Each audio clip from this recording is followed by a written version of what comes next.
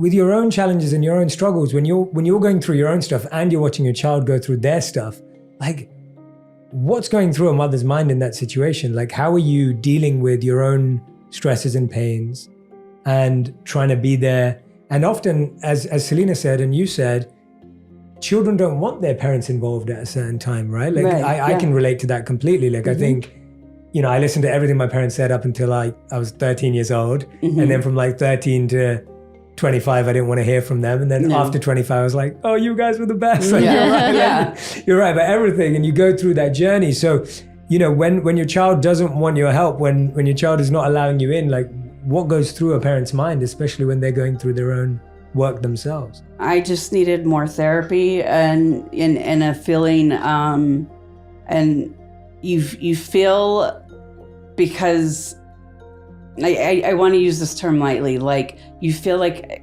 you failed in some capacity. So then you're like, I know I took that opportunity to try to see maybe where were the missteps I took as a parent. Was I too open with her? Was I too liberal with her? Or, should I not let her do Barney? Like, it's just all these decisions that you make, you would just reflect on. And I think as parents, we have this capacity to decompartmentalize your feelings and then prioritizing everyone else's. Like I was telling you earlier when we were talking, it's easier to bury your stuff and then kind of focus, which then becomes unhealthy for the receiving party and for yourself, because you're not taking care of yourself. So I went through it. A lot of days didn't get out of bed. There was just like a lot of crying, a lot of therapy. And I had a therapist because I had a miscarriage during the madness. And, I had this therapist who gave me the best advice ever. She's like, I need you to leave your house once a day and go to the movies, buy a ticket. I don't care if you watch it. But every day you need receipts that you left your house. And so I would like walk through the mall, just like crying, being lost and, not knowing what to do. And I would buy stuff and I'd have to go and take it to her in each session. And I didn't even ask her the purpose. I was like, she's just trying to get me to get out of the house. And then I realized after about 6 weeks of doing that, I started feeling more comfortable with being even more vulnerable, because I'm crying and I know the world's going to be okay and nobody's judging me. People are asking me, hey, are you okay? That kind of thing. And, I was just like, no. And then, you just keep walking. But like that judgment that everybody's afraid of, it showed me that, because I was mad that I failed as a mother, and this is in my eyes, not like I failed as Selena's mother, and then my body hurt my other baby. So I was like angry at myself completely. Wow. And I needed to see that, the world's alive and there is forgiveness and I can still find happiness for myself, because I was just like, being a mom was something, and the only thing I really knew to do since the age of 15. So when that's gone, you're just like, I'm supposed to have hobbies that don't entail my child. I'm supposed to do things, So it was a lot of growing, and it's hard when you're in it, but when you get out of it, it's fantastic. Yeah. It really is. It's just, you feel lighter and you feel like more hopeful, and that then when you have that next opportunity or that next, downtrodden moment, you're going to get out of it. It's like, all right, I just got to get through this, just got to figure it out, got to vibe through it. And then it will pass. Yeah. So I think, you were talking about rock bottom a little bit earlier. Yeah, definitely hitting rock bottom. It feels like you're breaking through. What's really refreshing hearing both of you together is just, I feel like this is going to heal a lot of parent-children relationships, like listening to you both today, because I'm just thinking so often we think our thoughts to ourselves and we never share them with the people that those thoughts are about. Yeah. So, I'm sure there's so many children out there who their thoughts are like, oh, I wish my parents did this better and my parents could have done this. And those are valid thoughts.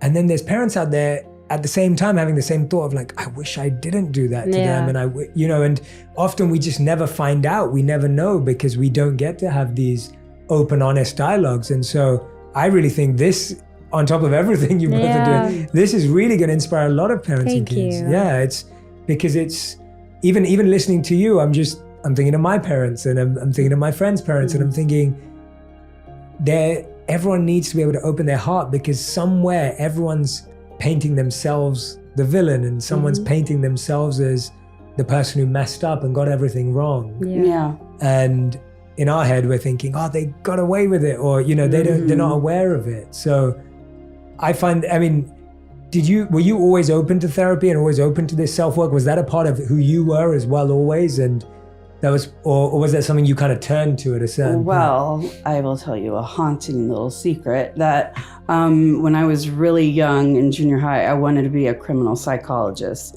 So that's why I always say that she's making fun of me in murders because I am that person. But I was already reading on serial killers at that age because I was fascinated with the mindset. How that person becomes I didn't come from, an environment where therapy was even talked about, but I just, at a certain age, I really felt like super depressed. And so I had to go out and explore it myself and go through tons of doctors. And, you would say one thing and it was just like, they go, oh, hey, are you seeing things? I'm like, oh, I saw a black butterfly the other day. And they go, oh, so you're hallucinating. And I'm like, am I? So I had to go, and I wasn't, but it was a real black butterfly. So but I had to learn how to understand myself and my mind on my own. And finally, I went away to a facility, and it was the first time I got to really spend all that time. It was best 28 days that I spent, on myself. And you just you have to kind of build that relationship with your mind. And I think people are so afraid of being honest with themselves because then they have to face it. But what helped me is I realized in this relationship, I was parenting her the way I needed to be parented, not what she was needing. And that is how I feel like I made my contribution to healing this relationship. Is okay, pull back. I need to know her and her needs, not be the mama bear, even though I still haven't lost that completely. But sometimes I just need to listen and not fix it.